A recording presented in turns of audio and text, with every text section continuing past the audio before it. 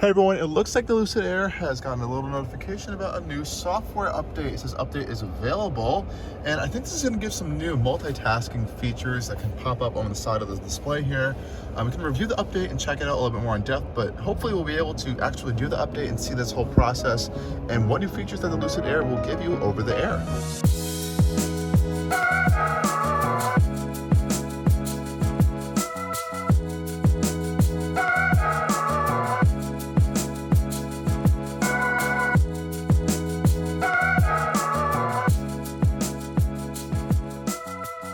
Okay everyone, so just the other day I woke up, got into the Lucid Air tester that we have right now, and I saw that it updated itself overnight.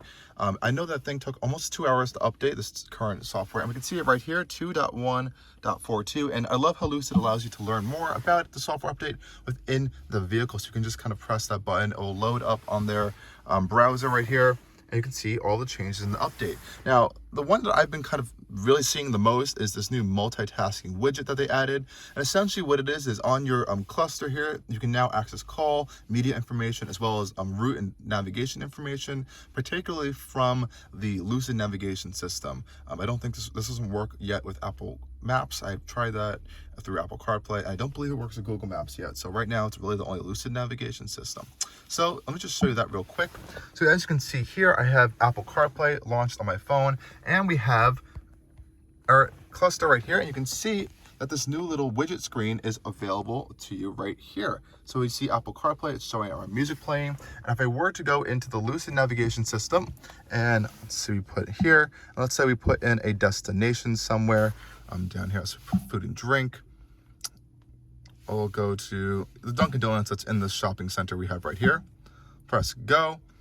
And let's say I leave these screens, and this will only show up if I leave these screens. So I'm gonna go back home.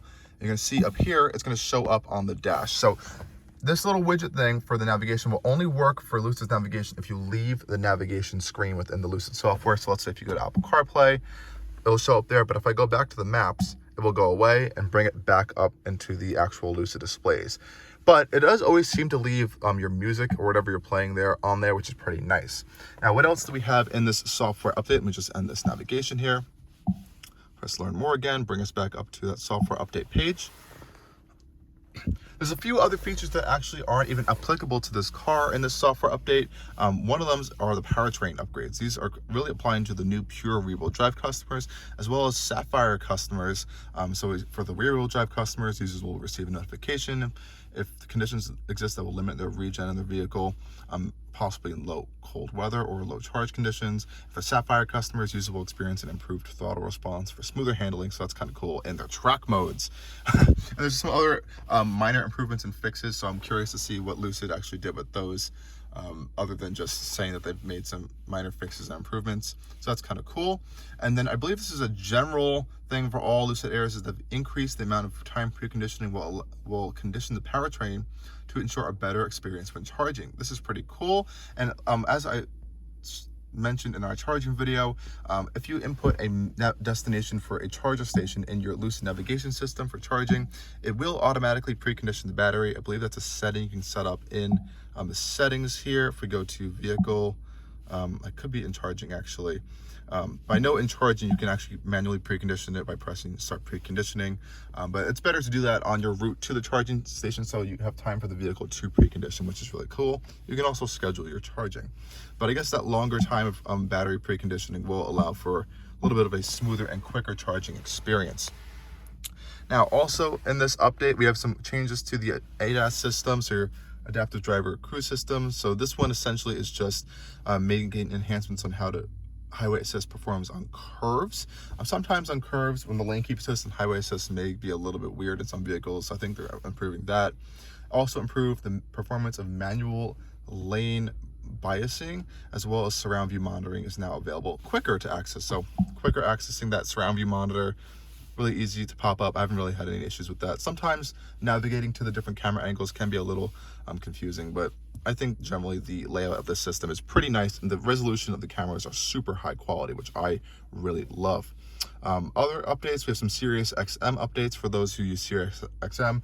I'll be completely honest, I never really use it, so I'm not too familiar with these changes, and I'm not super in tune with that stuff. So if this is important to you, here are some changes for that. It does say that users will now participate in a 90-day free trial of streaming SiriusXM service, so that's kind of cool. Navigation, so users can now manually remove with one button all the charging stops that the system automatically adds to EV routes which require charging. So this is essentially, you can kind of make out your own route planning within the navigation system, which is kind of cool. And I love how Lucid's navigation system is pretty good with information on charging. This is much better than the Lexus. I was just in the Lexus RZ, which literally had no information at all. So essentially, when you are putting in a destination for charging, it will end up showing what kind of level these chargers are, what kind of ports they have. It is a preference Electrify America, which you can turn off when you press charging. Let me just scroll this down here for a second so we can see it a little bit better. So you can preference Electrify America in the charging. So if I turn that on, it will only show me Electrify America stations, as Lucids do get some time of free charging with Electrify America, which is nice. Otherwise, you can turn that off and you'll be able to see all the charging stations available to you. And when you do select one, it'll, like I said, it'll start that battery preconditioning. It will kind of give you an estimate of the range when you get there, and it'll even show up on your trip computer on your instrument cluster right there, which is pretty nice. Other than that, that's pretty much it with all of these software updates. Some other things that have been changed, of course, over the past just year, we now have Apple CarPlay, so that's relatively new. It works pretty much fine. I'm filming with my phone right now, so I'm not going to show it because it will get a little bit laggy, but I'll try to demonstrate that while I'm not filming. Otherwise, I wish the integration could be a little bit better. It kind of cuts off right here, and you still have this whole big screen real estate there. So I wish they could do something with that, or figure out a way to extend Apple CarPlay out so it works, or looks a little bit cleaner. Because even in Maps, for example, hope it doesn't get too laggy. It's a little bit tiny looking, which is unfortunate. Otherwise, no complaints there. I think they're still trying to figure out how to work out this screen layout a little bit. There's a lot of screen real estate here that's empty, and this little corner here. And I know on the Gravity they fix this, but how I have my steering wheel positioned, I can't see like the charge and power meter on my center bit of my digital dash here. And sometimes a lot of the information can get cut out. So yes, I can move this up to readjust it, but then I wouldn't be comfortable in my driving position. So that's, you know, something to figure out there. Still a learning process. They're a new company, which is good. This is still one of my favorite features. It's so gimmicky and so silly, but I love just swiping that up. A lot of storage in here. And I really haven't had any issues this week with the Lucid in general, but I'd love to charge it. We're just waiting on those people right there.